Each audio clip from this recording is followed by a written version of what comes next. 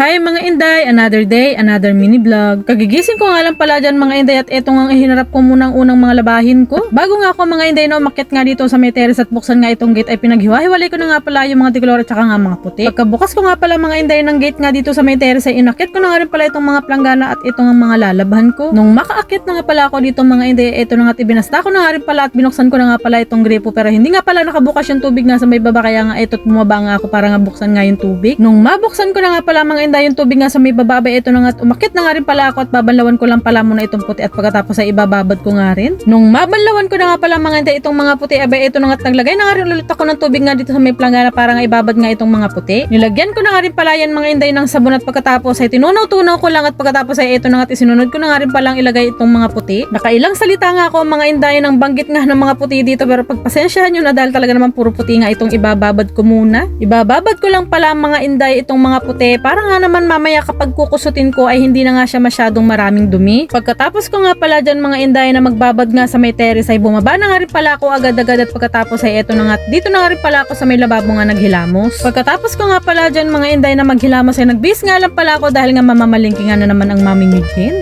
Abay tingnan nyo nga naman at umaura-ura pa ako at pagkatapos ay fast forward na nga din tayo at tingnan nyo nga naman at napakabilis nga ng transition ko. Pagkatapos ko nga pala mga Inday na mamalengke ay eto na nga at bumili nga lang pala din ako ng mga ilang pang ingredients dito sa ulam. Bumili rin ako ng kalahating hotdog, ham, baboy at saka nga itong pusit at pagkatapos ay bumili nga rin pala ako ng manok. Etong pinamalengke ko nga pala mga Inday ay aabutin nga lang ng 3 araw. Hindi kasi talaga ako mga Inday na mamalengke ng for 1 week dahil nga wala naman din akong masyadong ang budget at kung ano lang talaga mga Inday ang kakasya nga sa aking budget ay yun lang talaga din ang pinagkakasya ko. Nilinis ko na nga pala mga Inday itong mga pinamalengke ko at pagkatapos ay ilalagay ko na nga rin sa ref.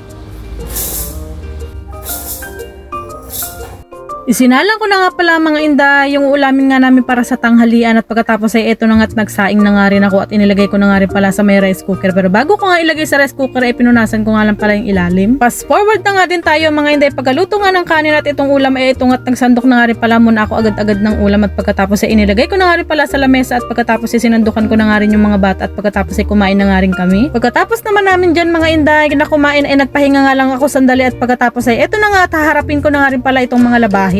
Pero bago nga ako maglaba mga Inday, tignan nyo nga naman na itong mga nilaban ko nung Sabado ay eto na nga tatanggalin ko na nga rin para mamaya ay matiklop ko na nga rin. Nakakaloka nga mga Inday dahil hindi pa nga ako nakakapag-start nga dito sa aking lalabhan ulit ay meron na naman nga akong titiklopin.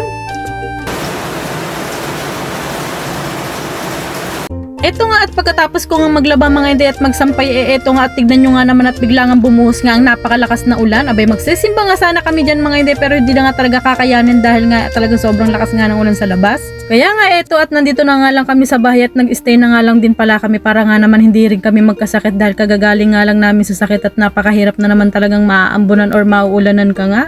Yun lang, salamat sa panonood.